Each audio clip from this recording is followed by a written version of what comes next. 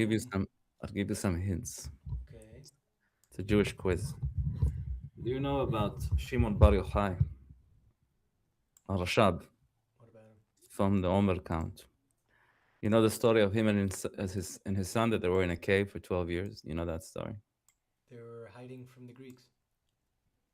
and you know Syrian what they were. Greeks. What were they eating all that time? Sufganiyot. They wish. You know the ayats, the tree in Israel, charuv. Oh, they were eating carob? Yeah, No way. and what are you bringing? Carob chocolate. I love. Is that what Oh, the gelt coins? That would be healthy. so and then actually they drank it and they ate it. Sorry, and it made a miracle that they saw the truth because they made them. They just ate that.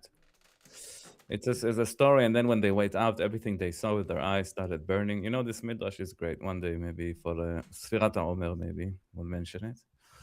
Anyway, so now I read that story and I said, oh, what do you do with this? How do you say it in English? Carob. How do you Carob, say it? yeah, yeah, carob, Carob? carob trees.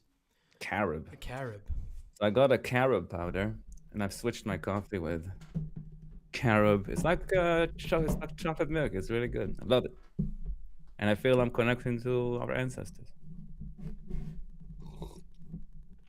It's really great. Or there's Is some that is that organic is that carob is that what you're powder. drinking right now? Yeah, You're drinking carob juice. it's not juice. It's like tea. It's like a hot chocolate kind of style. It's vibes. It's hot chocolate vibes.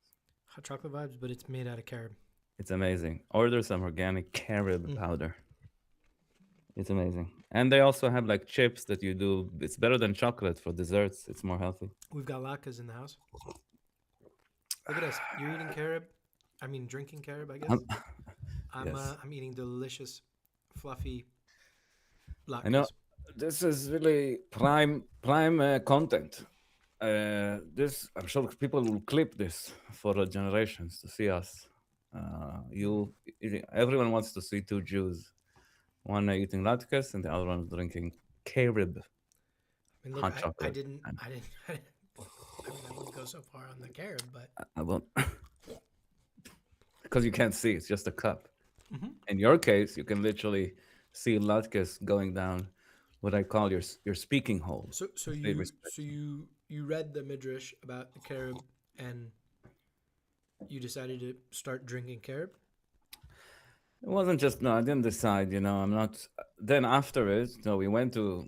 Regardless, we read the. I read the midrash. Yes, we read it. My wife and I. Then Okay. we went to get like a smoothie at the supermarket. Whatever. It's like one of those healthy ones. I'm not gonna promote anybody. Okay. Anyway, and then we were walking around, and then yeah, I asked her, "Oh, do they sell it here? This carob?" I said, "Let's go check." And we found a whole shelf. Okay. I never seen, you don't see what you're not looking for. By the way, that's a spiritual lesson. I never saw that show. Like I never would. And then I saw there's a bunch of products. Yeah, and then I thought, oh, I just read about it. Let's try it and make. Yeah, I haven't decided. Just that's how it happened. Mm. Organically. We were just stupid. And I said, hey, and Sounds like an organic grocery store. yeah, It's one of those. it starts with a J. J- But I don't know. It's not a famous one. It's not that famous. It's kind of a local. It's not that. It's not a big. It's not a. Oh, not a It big is big. retailer. Just It's they're doing all right. you know, they're selling a bunch of carob, and I. Oh, now we can really hear you Fascinating. chewing. This is great. It's ASMR. As they said back in the day, this is great television. Are we live? We're going. We're going. Oh, great. Everyone This just is got to great. experience with sour cream and Uh, applesauce. wow. What's the bracha on latkes? Because it loses shape, but you know that it's a potato. Is it a potato or sweet potato? Potato. You make sweet potato latkes. I do, yeah. We add parsnip to ours. That's the family secret. It's I not a do. secret anymore. I mean, it's not even really a Now, secret. now it's out there. It's like I mix them sometimes. Some potato, some sweet potato. how do they turn out? Avoid now you're having an all. What? Sweet Hanukkah. Usually you cover your cans and everyone thinks you're drinking celery juice. No, the secret's exposed. This isn't, health food Ah, show. yeah. Dude, But you should take care of your body according to the Rambam, to do more mitzvahs. But it's got it. okay. Okay. It's a holiday. So we know. That's Yeah, hard. we know. I mean, yeah, I'm here to enjoy myself too, a little bit. As you sip your carob, Sorry, that loud. it's okay. I won't hold it against you. We had a question at shul. They were eating. What are these little? No, I'm not gonna know how you call these. These little things that are the kind of potato that you heat up. Potato You know, chips. no, that you heat up.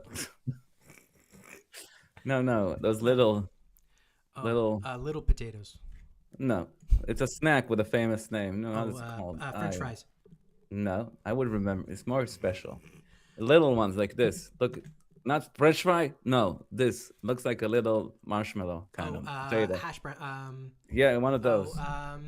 Tater And tots. Tater tots. So, thank you. I'm not American. I don't know what that even means. You are Tater American. tots. You are American. Come on. I'm not really You American. are born in Brooklyn, right? But just for 3 years, you call me Okay, American. tater tots. Yeah, I call you American. Tater tots. I was a baby. I don't remember tater tots. Anyway, what's the bracha on tater tots? Because it is a potato, but it kind of changed shape, but not really. So there was like a discussion. You can ask your rabbi. Some say pri adama, from the earth, because it is still kind of recognized as a potato. Right. Some said it's shehakol because it's lost its potato features. Just saying, real life. Okay, very interesting, very deep. We graded the potatoes, so you could see the skin Potatoes. of the potato. So you do adama. You could see the skin of the potato. So you do adama The best thing to do is have a slice of bread. before. We're gonna have a seuda bread. Yeah, I want to bench Alanissim. I mean, we're gonna have fun fact. We're gonna have the longest benching of the year. Oh yeah. On Shabbos. Oh right. We have with all Shabbos, Rosh Chodesh, and Hanukkah. And this. Wow. That's the trifecta. You don't get a longer benching than that. That is the longest benching of the year. The more the better. That's for those that are not in the know. That's Today, Birkat Hamazon. today there's an event in the shul that you were president of. This is just as I sip my carob tea. I'm just saying I'm speaking to the president, former president. What's No, we might be going. That's why I was in a rush. Okay. Hey, go to the event. Let's don't worry, get don't some worry. study. Let's get Don't some worry, it's studying in. fine. Let's get some studying in. Because Okay, I heard everybody. they're bringing Chinese food from where? From LA? Where they bring they're it cooking from? it. I think they're cooking it. They're cooking it. They're cooking Wow. it. Okay, got It's dedication. Welcome back, everyone, to another episode of Torah Chat, it. the Kiddush Club. Usually they called it a cold opening. This was a hot latke opening. So Hot, it was fresh, not. It was. fried potato. I mean, if you're not as bright or in our level, you've loved this intro because it really had no depth. It was just like two guys So eating latkes. welcome back. Well, and someone Welcome drinking back. carob juice. One guy drinking carob juice. It sounds like carrot. Carob juice. Yeah, I mean, Carob. Sorry. Ami in the Yes. carob juice corner, your drinking intro. delicious carob coffee, like a caribou, Yeah, with his book. he Oh, looks serious. welcome back. Oh. And here we are enjoying ourselves. This is our digital chevrusa. It means an opportunity for Ami and I to study together, which on a great week, it's 2 times a week. This week, we have one beautiful Hanukkah special. This amazing episode packed full of Torah learning, where we're going to go into the Parsha. We're going to go into, we have here the Rashi on Miketz. And so we're going to study that. We're going to work on the Parsha line by line. We're going to zoom. We're going to read the first Aliyah, hopefully.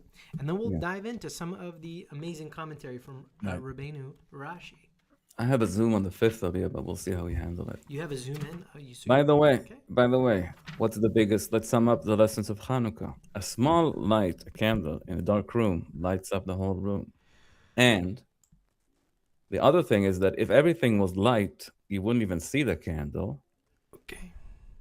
Conclusion, from the bad things and the darkness, only by that we can raise light into existence. It has to work together. So when bad things happen, it's an opportunity. And this is the Parsha.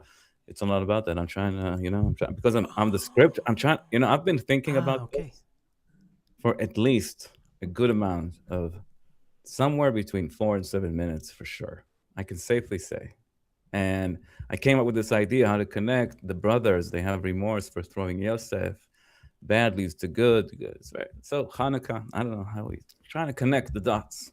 That was it, Well, people. I like it. I mean, I think in general, Hanukkah has a tremendous amount to be talked about.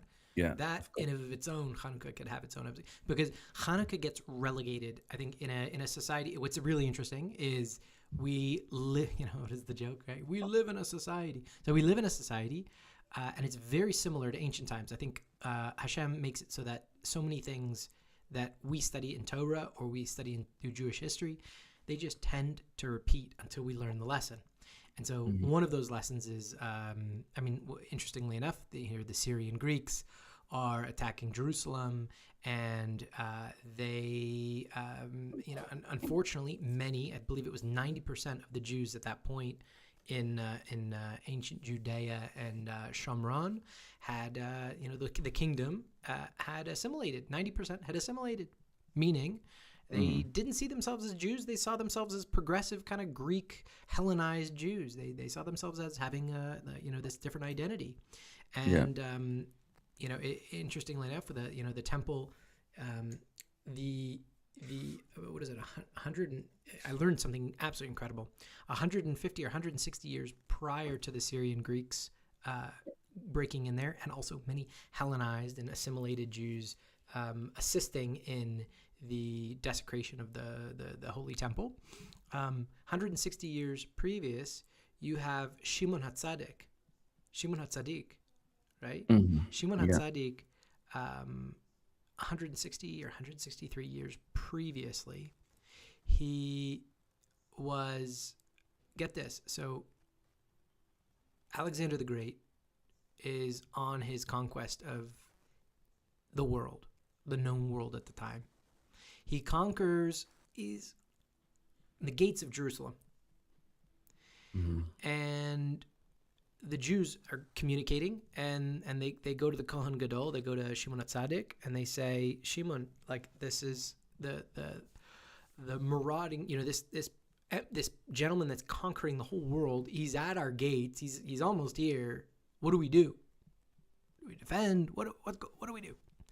And he says, I'll go talk to him. I'm just going to bring me a small crew. Just going to a couple guys. But what did he do? He got dressed in his old regalia of the Kohen Gadol, the whole outfit. And he went out to go meet with Alexander the Great. And what does Alexander the Great do? This is in the Gemara, I believe. What does Alexander the Great do? He's shocked. He jumps off his horse, and he goes face down and bows to Shimon HaTzadik. They're like, what? All his generals are like, what are you doing? And so Alexander the Great responds. He says, I've seen this guy in my dreams. Exactly this guy. That's Shimon HaTzadik. Yeah, I see him in my dreams, and he gives me all of the strategies to win all our battles. Incredible. So what Gemara says, like, look, what were the Greeks at this time were doing?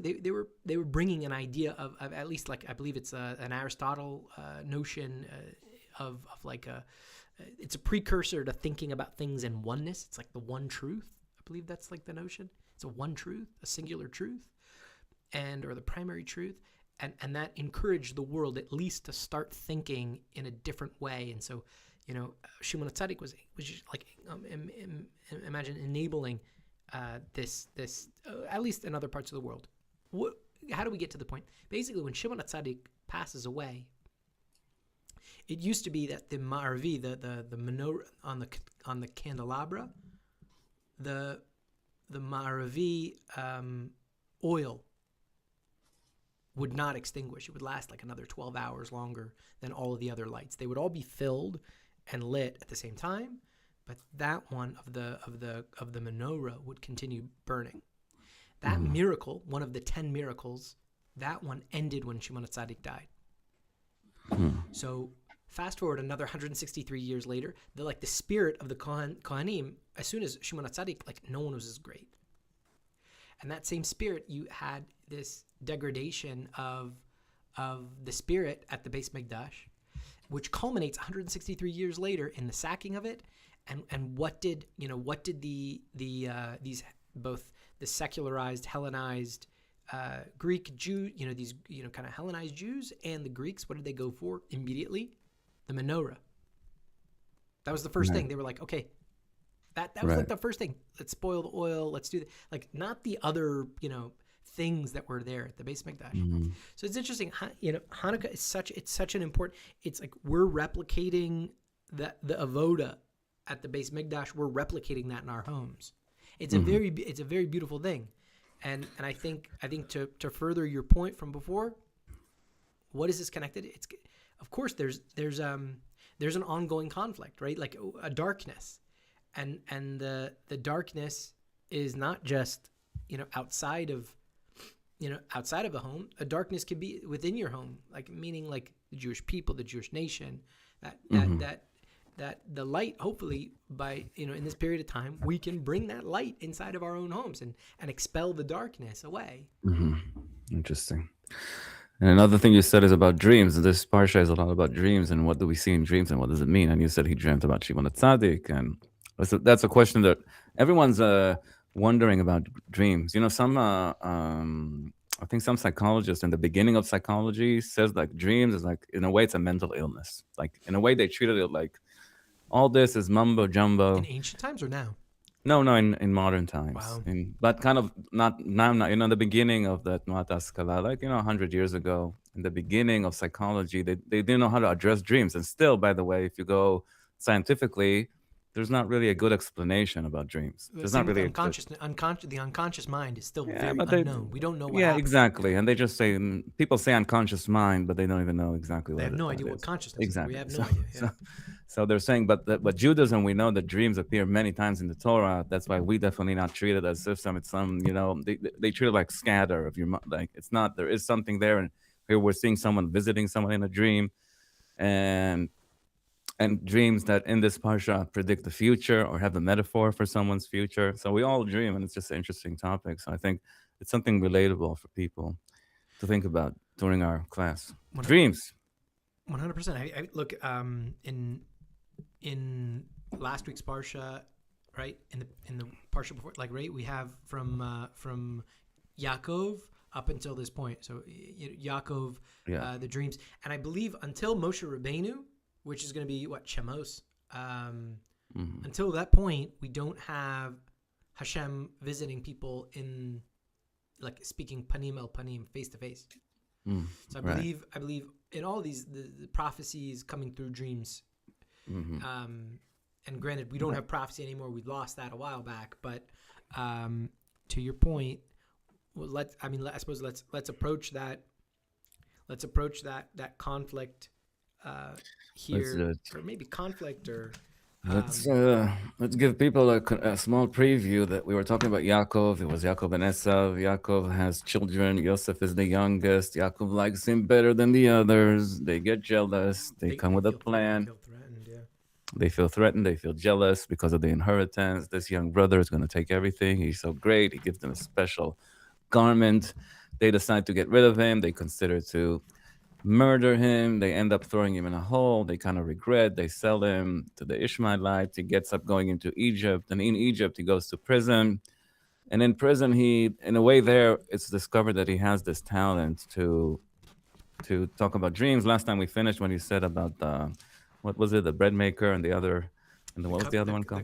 The cupbearer, that he interprets their dreams, and now they're gonna kind of come back to the story because the king is gonna have dreams. And wow. So that was a preview. I'm proud of that preview because it was short and sweet. So just like a latke and singular. These were fun. They were great. Okay. Yes. Let's begin. So we're on page 448. 448. Yes, for our viewers, you should get the Rashi books. Well, these ones are good. I can't show anything. My green screen. Anyway, they know. I also I got my hands on a Rashi by Matsuda, another publishing house. It's one that Rabbi Simon had recommended to me back at the kollel in Oh, San yeah. Diego, the community kollel there. And it's like line by line, Hebrew on one side, English on one side, like of the same page. It's beautiful. I'll snap you a picture and send it to you because it's cool. As always, our producer will put it in the description. Probably not. We don't have a producer. That's not going to happen. If you want to be a producer, Call us. Write in the comments because Exactly. we're hiring. Well, Hiring is a big word. For what? if you want to be a part of this, Yeah. help. Feel free to reach out to us. There you go. All right. Let's do okay. it. Do you want to get us started then? Kick us off? Let's with go. Aleph? פסוק א', מ' א', ויהי מקץ 2 ימים, ופרעה חולם, והנה עומד על היאור. It happened at the end of 2 years, to the day, Pharaoh was dreaming that, behold, he was standing over the canal. Okay. והנה מן היאור אוילויס שבע פרויס, יפויס מראה, ובריאויס בשר ותראינה באחו. When behold, out of the canal there emerged 7 cows of beautiful appearance and robust flesh, and they were grazing in the swamp. והנה 7 פרות אחרות עולות אחריהן מן היאור, רעות מראה ודקות בשר, ותעמדנה אצל הפרות על שפת היאור. Then behold, 7 other cows emerged after them out of the canal of poor appearance and gaunt, is that how you say it? Mm-hmm. Flesh. And they stood next to the cows on the bank of the canal. So we got 7 good-looking cows, healthy, and 7 unhealthy coming out of the water. Yes. ותאכלנה הפרויס. ותאכלנה, yes. ותאכלנה הפרוס ראויס המראה ודקויס הבשר אס 7 הפרויס יפויס המראה והבריאויס ויקץ פרעה. And the cows of poor appearance and gaunt flesh ate the 7 cows of beautiful appearance and robust, and Pharaoh awoke. וישן והחלום שנית, והנה 7 שיבולים עולות בקנה אחד, בריאות וטובות. He fell asleep and dreamt a second time, and behold, 7 ears of grain were sprouting on one stalk, healthy and good. והנה 7 שיבולים דקויס ושדופויס קדים צומחויס אחריהן. And behold, 7 ears, thin and scorched by the east wind, were growing after them.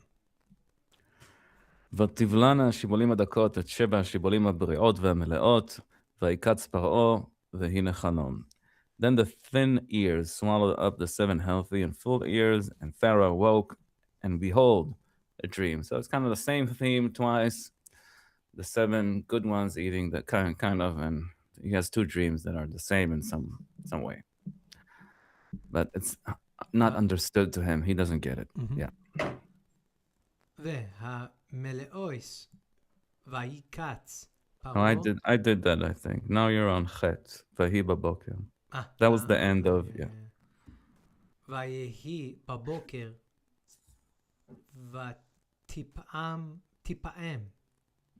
רוחו וישלח ויקרא אס כל חרטומי מצרים ואס כל חכמיה ויספר פרעה להם אס חלומוי ואין פויסרויס עם לפרעה. And it was in the morning, and his spirit was agitated. So he summoned all the necromancers of Egypt and all its wise men. Pharaoh related his dream to them, but there was no one who could interpret them for Pharaoh. וידבר שר המשקים את פרעה לאמור, את חטאי אני מזכיר היום. Then the chamberlain of the cupbearers, the guy from before that was with Joseph in the prison, spoke to Pharaoh. My transgressions do I mention today. פרעה קצף על עבדיו, ויתן אויסי במשמר בייס שר הטבחים, אויסי ואס שר האויפים. Pharaoh had become incensed at his servants, and placed me in the ward of the house of the chamberlain of the butchers, me and the chamberlain of the bakers.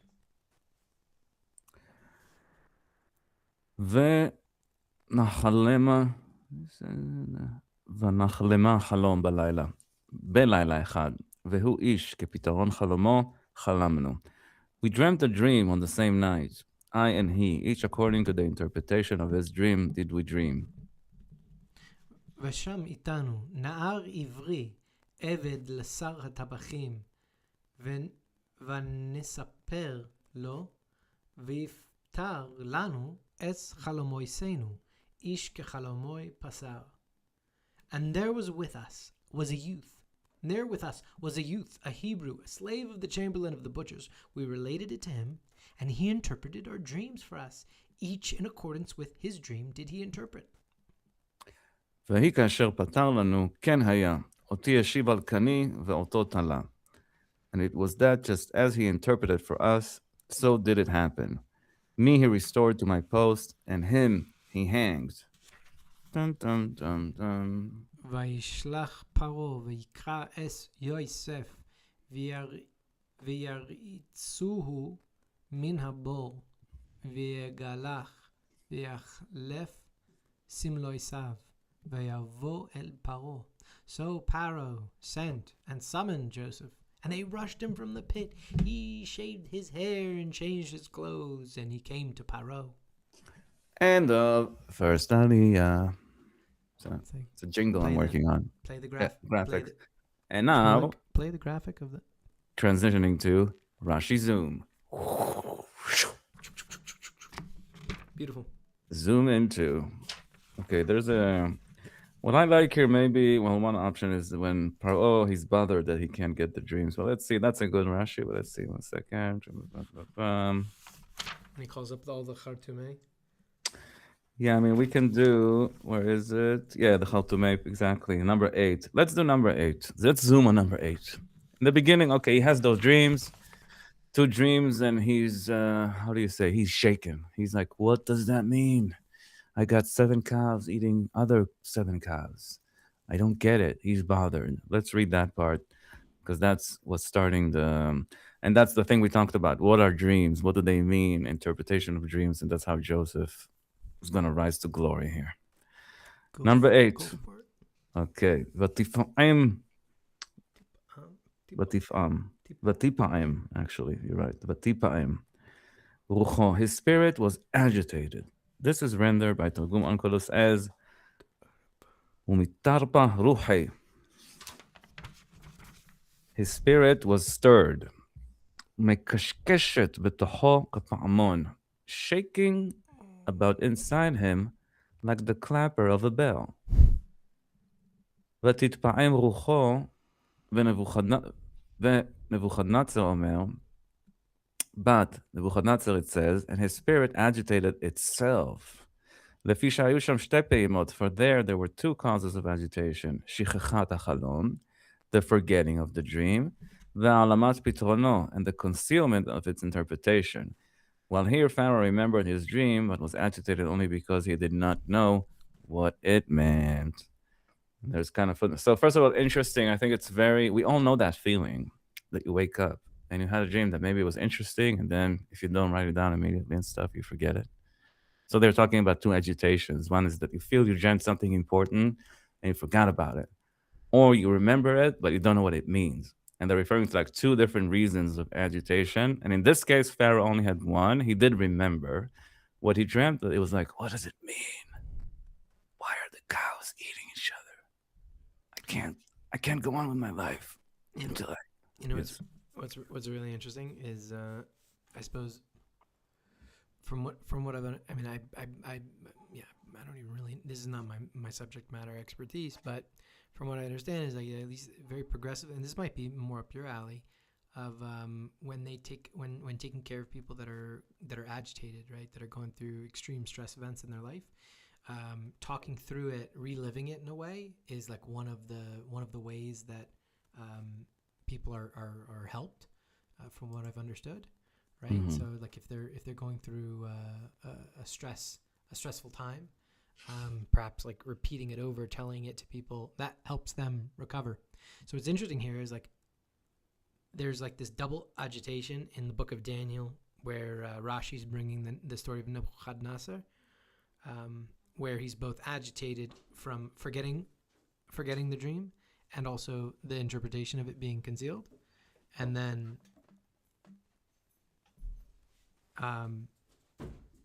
the other, right, in this case, Paro remembers the dream.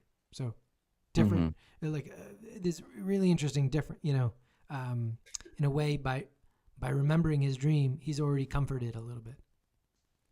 And in a way, like if someone is agitated, they both don't know what the meaning of their dream was, and on top of that, they don't remember it. They are agitated, like how maybe it should be comforting to people that are listening to this. At least if you can recall something, or you have a better recall or a memory of it, at least, like you're more able to reconcile that issue or that agitation. I don't know. Right. It's an idea. Interesting. I do want to get to footnote 8, but I will read what leads to it. So I'm going down in the page. I'm skipping the en poter otam leparo, that there was no one who could interpret them. So he's agitated. He's calling all his wise people. And as they do, when they don't know the answer, you make stuff up. I mean, if you work for Pharaoh and you're afraid that he's going to, so you're not going to say, I don't know. So what happens is he brings them, and there's some examples here. They did not interpret them. For their voice did not enter his ears.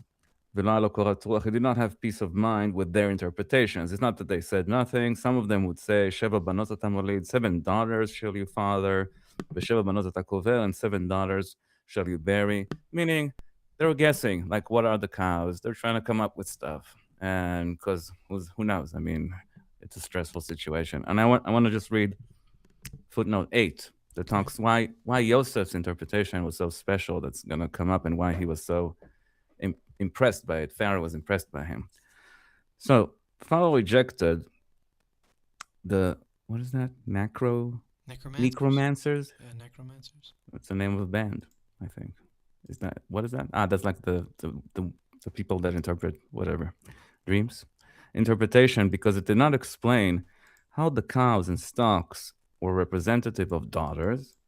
For daughters could have been represented just as well by any other animal, animals, birds, or plants. So they're saying, they just went like, 7 and 7. You have 7 daughters, but why cow? Why straw? I mean, he was, and it is interesting. Why? I mean, why not birds? Why not a tree? Why specifically this? It had no good explanation for that. But Joseph's interpretation, however, explained the precise symbolism. The cows represented the agricultural labor for which the Egyptians employed cows as the primary draft animals, and the stalks were the grain and other crops, which would be abundant during the years of plenty and scarce during the famine years. So how Joseph is like, how did he nail it? Because anyway, we'll tell what Joseph says in short, because they're already implying that we kind of know the story. It's a very cinematic story. This story is one of them. We should make a movie about this story. This is one of the most.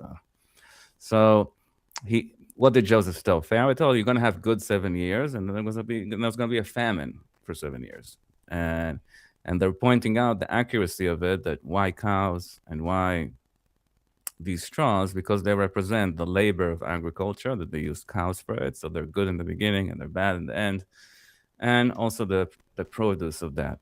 So that's pretty simple. Like it's the other interpreters went wild with their imagination, which is also, I think, interesting when we have dreams, because sometimes we do try to. I mean, everyone's kind of. It's. I know a rabbi that I listen to a lot, and he says many people come to him with dreams as if he could interpret. He's like, I don't know.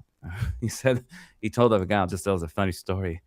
He said the guy he was like a kind of extreme Haredi, that some of them have problems with Zionism. So on Yom HaAtzmaut, the Independence Day of Israel, he decided actually to fast on that day because he was confused about whatever. This guy was troubled with this whole conflict between, and he said he had a dream where Ben Gurion, one of the founders of Israel, came to him in his dream and told him, what's the matter with you? Why don't you celebrate with us our victory and our this and that? And he came to this guy, and poor rabbi, because people come to rabbis with things sometimes that, I mean, he's not Yosef. He doesn't know how to interpret it. And he told him something in the realms of, what medications are you on? And like, he kind of discarded because this guy was obsessed with his dream. And he was like, in this case, actually, the rabbi told him this could be obviously your own kind of guilt. So he did not treat us as if it's some kind of, because it's sometimes it could be, but sometimes it is true that we have dreams that might be just scrambles of our thoughts just coming together. Like sometimes you dream you have to go to the bathroom and you dream about water and stuff like that. So obviously that's not a divine prophecy, obviously. And we got to distinct and try and solve them in a way that does make sense. So that's what Joseph has done, which is kind of solvable. This dream, I mean, this dream is not that out there. You know what I mean? It's not like it was, yeah, it was a pretty good, smart solution. And Joseph then just had that power. So I mean, there's something interesting in there. Additionally, is that from what I was reading in the commentary on the dream of the cupbearer and the chief baker, was it? How is it? He tells it. What is it called? Yeah, the chamberlain of the butchers and the chamberlain of the bakers. No, we are the ward of the house of the. Put me in the same place me in the ward of the house of the chamberlain of the butchers and the chamberlain of the bakers. So the cupbearer and the chamberlain of the bakers are in there together, and evidently Joseph, and this is not a criticism of Joseph, heaven forbid, but Joseph solves the dream, and in the commentaries it says like how Joseph solved it was how it was going to turn out, right? And so I suppose in a way, like, this is a little bit different in that he's, Joseph is that seed that needed to happen. So like Hashem made it so that the chamberlain of the bakers and the cupbearer, the outcome was exactly as Joseph had said it. Whereas here now, I think Joseph has been, in a way, he's been completely isolated. Yeah. He's been in, how long has he been locked up for? 22 years? Not sure. Yeah. I think, right? Is he 20 years and then... right, in the beginning there's a 2, then you probably, I think so. Right. All right. The 2 years at the end, and he had been maybe in total, I believe, I could be totally wrong. Keep talking and I'll check for you. He's in jail for a long time. And when he went down, I mean, again, he was brought there, he was carted there from a hole, then he served, in Potiphar's house, okay, and then he got thrown in jail. So regardless of that period of time, it's like his only exposure to Egyptian culture is in that period of time at Potiphar's house. Right. Right. So, I think when I read through this, it's interesting. Like, here's Joseph's been on his own in captivity, in basically in prison, and now he has to, he suddenly, think about how quickly it's a meteoric rise. Right. He's brought out. I believe there is. Yeah, it's 12 years. It's 10 and 2. It's not 10 and 2. 22. Okay, Yeah. 12 years. Yeah. And then it says here, it's interesting of like, there is, I think in the Chumash, there's a commentary, I believe it's Sforno. So not Rashi, in his commentary, he mentions it lightly, how quickly he gets brought out.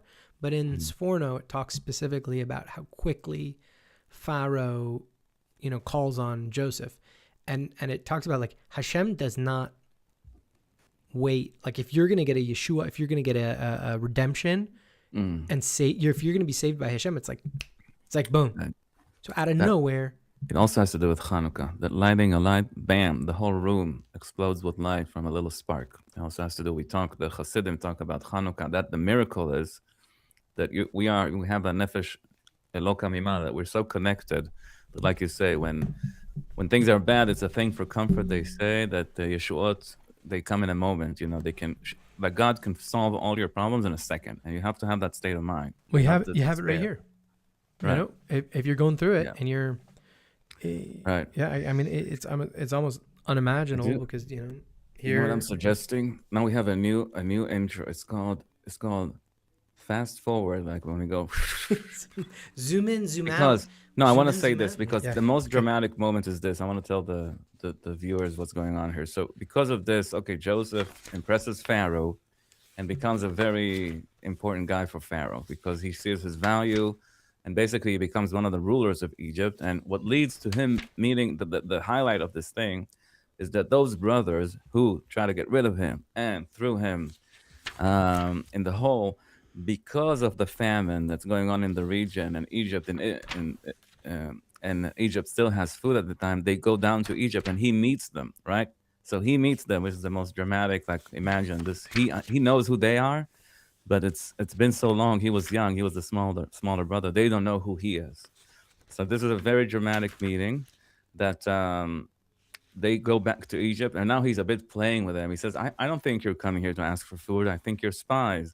How many brothers are you? He asked them. He's playing with them now because he knows who they are.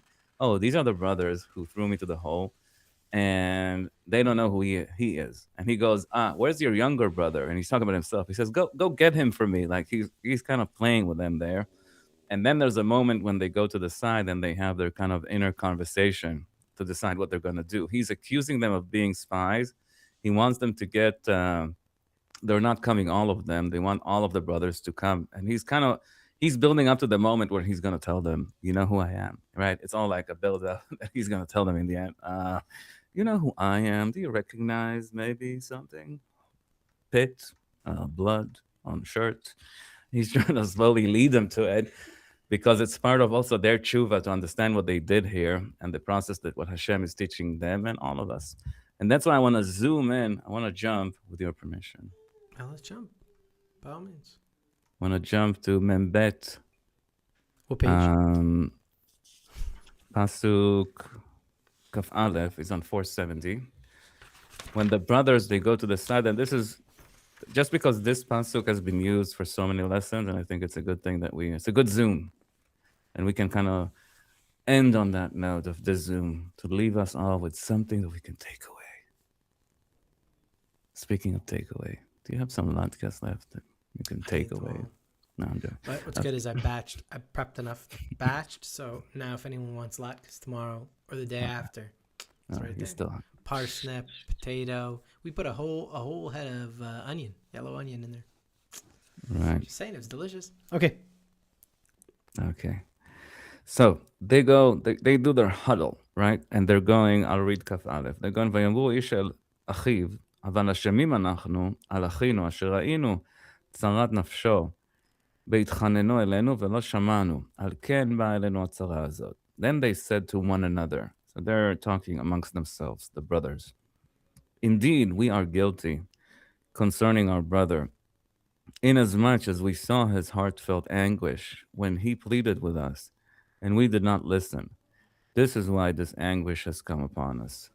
So I think it's a huge Jewish lesson here. Basically, what they're saying, by the way, that when they did it, obviously, Yosef was crying for his life. It was like, don't put me here. And he didn't know if he's going to survive all this. And they caused them. And now they're in trouble in many ways. They're in trouble because there's no food in their homeland. They're going down to Egypt. He's accusing them and he can arrest them. He's now in a position, in a way, to return. And they're talking between them. But instead of what they're saying here, they're saying we are guilty, first of all, which is a big thing. They don't, it's kind of the first time in this whole story that they take the responsibility of what, in a way, this is their tshuva, right? What do we say in tshuva? First, you got to say, oh, it's me that did something wrong, because we can blame the world and say that it wasn't our fault. And many times we do bad things, but it's because of that and because of that, and God's going to forgive me maybe. There's so many excuses that we can do, but they're saying no. But this is the first time in the story where they go, we are guilty, because he obviously did not deserve it. And not only that, but they're saying, and it's because of that we are going through what we're going now. So this is summary of like so many things about tshuva that you're going when you have hardship in life and we don't understand, is to look within and say, oh, some people say, don't say what God did to me, he says what he did for me. Meaning everything is precise mercy. Like when you go through something, you have an opportunity to learn something, and it does have to do with you correcting, doing a tikkun, we call it a correction about something you did. And this is such a highlight in the story of that moment that the brothers finally get over their jealousy. And I think it's a huge. We can all. I'm trying to think. Maybe I'll tell a little story. So I'm trying. I have a few things that happened to me in my life that sometimes when it happens to you. Also, it took them time, by the way, because sometimes when you do the thing, right, life, as they say, sometimes hits you in the face, and only by the evid, in retrospect, some time maybe passes, and then you go, oh, you know what I mean? And then you can go, oh, because that thing happened, that was maybe a bit hard for me. It led me there, and it improved this. Sometimes in real time, it takes a. I'm gonna think. I have two stories, but maybe if let me think for a second, which one of them. What do you have to say about Jonathan? About how do we react? That's the what I put on the thumbnail. How do when painful things happen, we have to think God is trying to do something good for us. It's not always easy, or that it's our responsibility. Never blame, kind of. It's a never blame attitude, never victimize attitude. It's always looking at you because you can't change anybody. You need to be the candle and light your own light. I'm gonna drink some Carib. Back to the carob juice. I'm doing a Carib l'chaim for that. Yeah, that's it. Okay, so look, I think we definitely by skipping ahead to this big reveal of Yosef is like I don't know. I in generally I want to learn a little bit better this whole parsha, and I like just looking at reading in the footnotes. There's a different opinion, so it's like maybe we can dwell on this for a little bit longer. So, all right. What do we have here? How does Rashi approach it? It's more in footnote 8. I mean, the Rashi itself. You can read it. Say, so like in a way, I think like maybe Rashi here's like, indeed renders it in truth as not the true language of the South used to mean in the truth. So it's interesting. Like maybe Rashi is come upon us. It's kind of the past tense for it has already come, and renders it has come upon us also in the past tense. Okay, so like I mean, yeah, I suppose so. Yeah, in number 8, matnos kahuna. So the translation follows matnos kahuna to Bereshis Rabbah, who says that Beram denotes corroboration of that which had been previously assumed. Reuben is saying, just as we have felt all along, we are guilty for selling Joseph. Accordingly, Rashi cites the Midrash in support of Targum Onkelos interpretation. Sefer HaZikaron, on the other hand, says that Rashi cites the Midrash as an alternative to Targum Onkelos. He sees Beram as a word that introduces a fact contrary to what has been assumed beforehand. According to his understanding of the Midrashic explanation, Reuben is saying, unlike what we have felt all along, it seems that we are guilty for selling Joseph.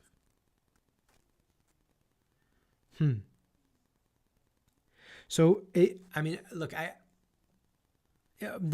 warrants a ton of deep dives and a lot of digging, because this is taking us to this point where, like, are we saying like Reuben didn't feel guilty? Like they didn't feel guilty up to like I believe when we were studying it last time, I saw in some of the footnotes there or in the Rashi, it was like they did a din, like they made like a court decision.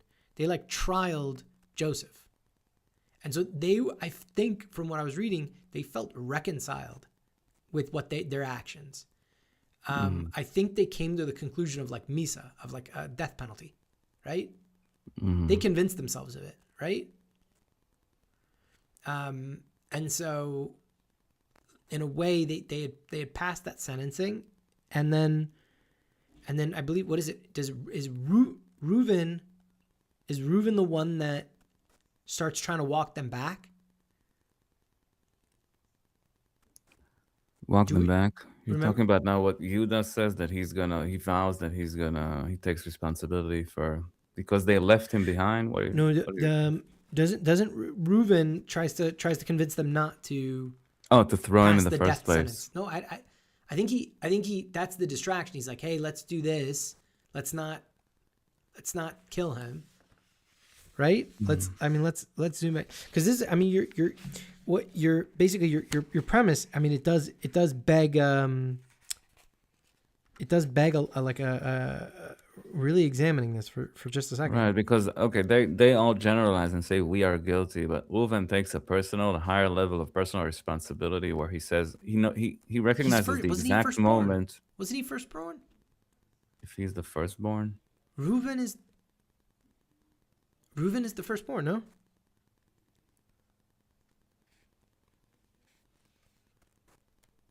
is him, or what is Judah and yeah, he is the firstborn. Reuven is, right? Mm-hmm. Okay, so Reuven's firstborn. So in a way, like I think he feels like this incredible responsibility, because he could have stopped it, right? Specifically, like, because they looked at him like a leader. Yeah. Right, and I think here I'm just trying to find the right page of. Let us go to Dotan, cunning, we gave his dreams, the dreamer. Let us kill him. So here in the commentaries, if we zoom out, zoom, fast, rewind quickly. We're getting lost with all the rewinds. No, I don't think so. I'm not lost. Okay, so here, in order for the Holy Spirit bears witness about Reuben. That is, okay, so in 22 on page 419, Laman Hatzil Oisoi, in order to rescue him, Ruach HaKodesh Ma'ida al Reuven, the Holy Spirit bears witness about Reuven. Shelo Amar Zois Ela Lahatzil Oisoi, that he said this only to rescue him. Sheyavohu, that he would come via Alenu Misham, and bring him up from there. Amar, he intended to do this because he said, Ani Bachol, I am the firstborn, Vagadol Shebechulan, and the most prominent among all the brothers. Lo itale besirachon ela bi. The foulness will be hung upon none but me. I will be blamed for any misfortune that befalls Joseph. So there we have it, going all the way back, or I guess last week's Parsha.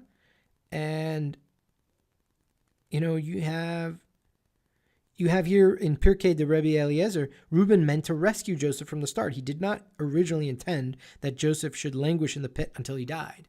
So so Reuben prevents the death, like the death penalty being executed, right? Mm-hmm. So he's like, hey, don't strike. He says, we will not strike him mortally.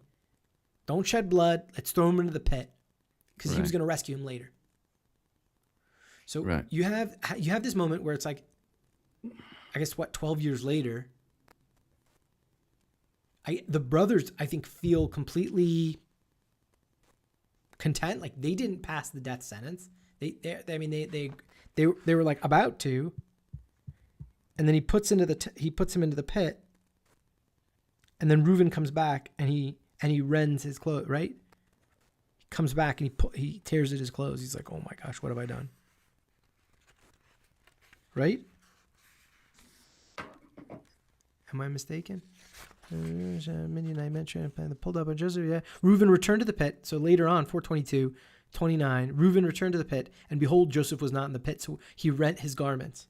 So he tears at his clothes. Reuben returned. V'yashav Reuven. Reuben returned. U'v'mechirasoi lo hayasham. And he was not there at Joseph's selling. V'yigia yoimo, for his day had come. Leilech u'leshamesh es aviv, to go and serve his father. What is this? Interesting. Okay, so he rearranges. Where is it?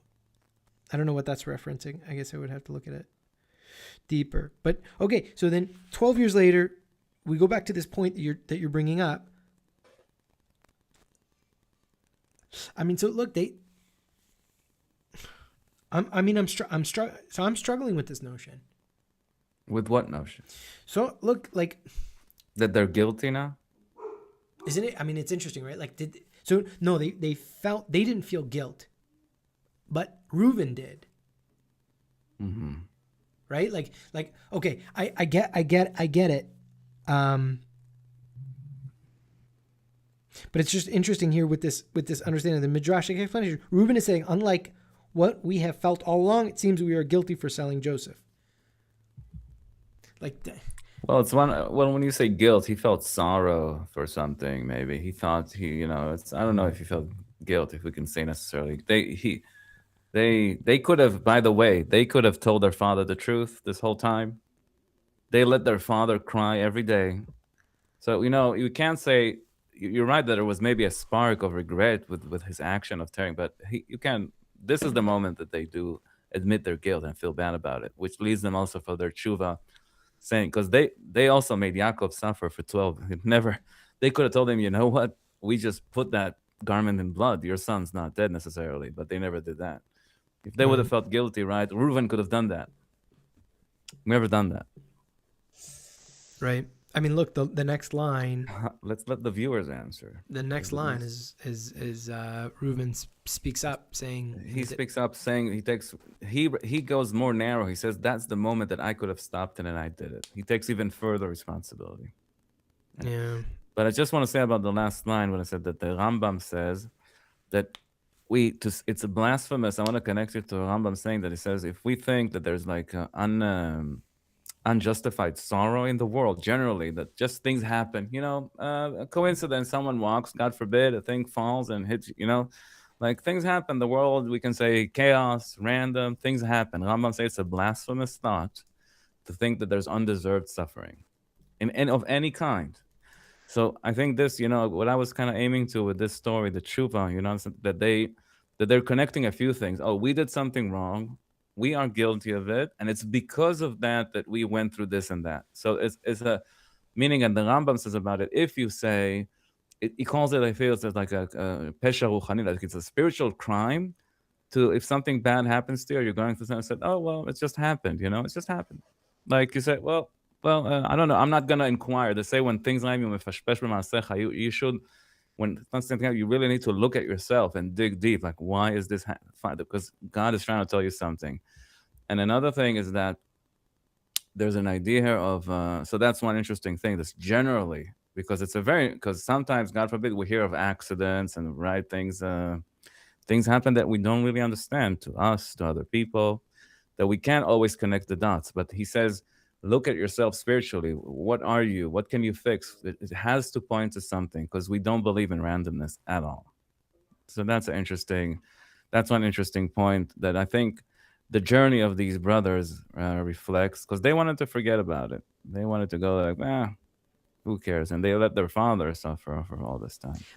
That's and also that another kind of tshuva aspect is that the sorrows or the trouble are never a punishment. We don't talk in that language. Is a revelation, meaning there's a chance when something, and we all know it, that when hard things happen, it leads to a revelation. Collectively, the Jewish people, and personally, it leads you to a revelation. And if you look at it like that, because you can, the sinner, what he does when something bad happens, say, okay, that's it, I'm done. My life is done.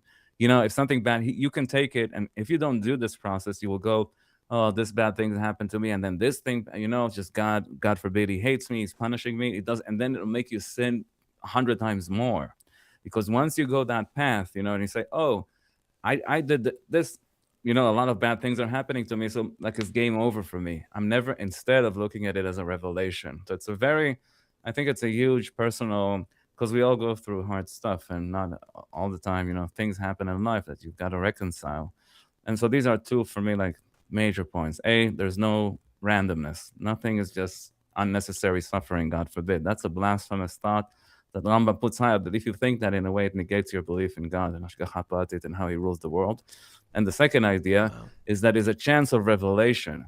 And if you, God forbid, think, oh, God is trying to just crush me here, then what's stopping you from just making it worse, right? Because then you would just go more bad and bad and bad and bad. Well, we're not supposed to be given challenges that we can't. We're supposed to be right, that we like can't, everything gets meted out exactly. The challenges that we are given, they're not too much for us to surmount. Right. Like it's not unfair, right? It's not savvy. The game's not pitted against us. Yeah. right? Like we're still supposed to be able to, like you described it, do tshuva or correct our path or our journey. I have to share personally now. I'm texting with Eliezer Lane, the author of Neched. This is told you, he's one of the world experts. I can send you some of his articles about what happened after the exiles of the kings of Judea until today. Like, and we're basically related somehow. So I feel like I have a new cousin. We're texting. He's telling me stuff that's mind blowing. We should maybe, if we're ever going to interview, maybe I'll offer him. Maybe we're ready to one time try. We talked in the beginning, do a special on. I know you're. Don't worry, we're sticking to the plan. But maybe we'll have him tell us. We'll interview someone else. That'll be fun. No, that would Think be about it. Think about it. I'm with you. Let the viewers vote on this. Put in the comments whoever wants Eliezer Lane. And anyway, one of the rabbis of my family was called Yosef Rosen, probably, and he was in Lithuania, I think. Wow. And he told me, I didn't know this, that my ancestors, they all went to this shul of this guy. Like, we're talking 150 years ago and 200 years ago. All my family were under this rabbi. And I found that, and I'm using some AI for, they're getting better at making old photos look real. So I took an old photo of him. Maybe I should show the old photo first because I don't know why but I just sent it to him.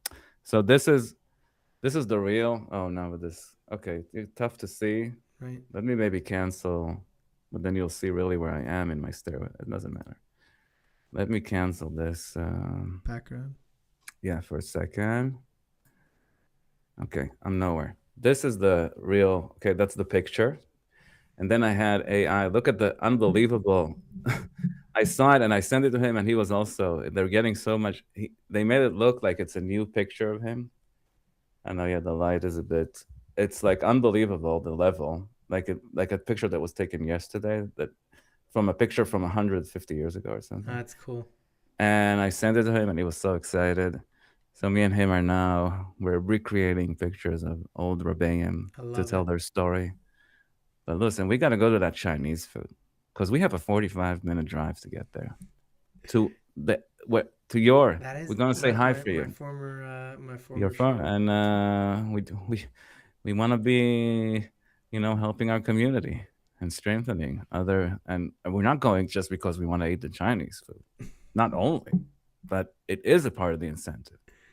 I want to be honest here, because the idea of the parsha is, take responsibility and not, try and sound great. I mean, I do want to support the community while eating Chinese food. Is that okay? Enjoy I think it's okay. Look, we got to go. It's not Greek food. Look, just as Pharaoh's dreams, this episode was dreamy, and I don't know what happened, but I hope someone got something out of it. And if not, sleep on it. Look, we're not saying, again, we're not really teachers. Yeah, I love it. Sleep on it and dream about it. And be better than us, people. We're just we're the spark. You're the candle. We're just trying to spark up something in you to go, and you go read it. Wow, candles, burning bright. The candle metaphors. Let me put the fireplace behind me because we're get back into the zone. Put me somewhere. With every Wednesday episode. The Wednesday episode. Chag Sameach. Happy Hanukkah. The light, the flames. Have a happy Hanukkah. Here we go. Beautiful. Happy Hanukkah, everyone. Kol echad or katan. They say everyone is a little light, and together we're a big light. Take care of yourself. Don't think about the world too much. People are obsessed. Like this story, I think, take responsibility. We call Nalad Amot, your own house, like you said. Your own house, your own problems. Don't feel you're supposed to. If you make yourself a little better, you made the world a little better, and you're going to benefit. If you try and fight the world, it's not a good idea. Don't avoid it, right? Like, even if they thought that the issue fell off, right? They put the guy into the hole and they said, we forgot about this issue. That's right, it. Right. That never happened. They didn't get buried. That idea didn't as they tried to bury him. Exactly. And it didn't get buried. It comes and that's up. another lesson. You have to come to your reckoning. You have to, right. And you have to take responsibility and look at it and say, okay, look, no one's going to solve this problem. Mm-hmm. Like, not only was their family starving and in this famine, they had to take it upon themselves to go to the right. Egypt, the big bread producer. But then they're going to who turns out to be their brother, Right. That And they're gonna everything face the comes issue. back to you. That's Yeah. true. You can't get. Can't get We away don't from get it. away. Can't get away with anything. So you have to be No, very Kadosh accountable Baruch for Hu, what we do. the creator of the universe, is aware of every single action and every single Exactly. activity. So of course, And there's a reckoning. Right. Like we're only so lucky when we get a reckoning in this world. Because if we don't get a reckoning in this world, Right. it's heaven forbid, but it's going to happen in the world to come. Go into the fire, All right. metaphorically speaking. All All right. right. Good Shabbos in advance. All right, And Chag brother. Sameach. Good Happy Shabbos in Hanukkah, brother. advance. Great Happy seeing you. Chanukah, Yisrael Chai. See you.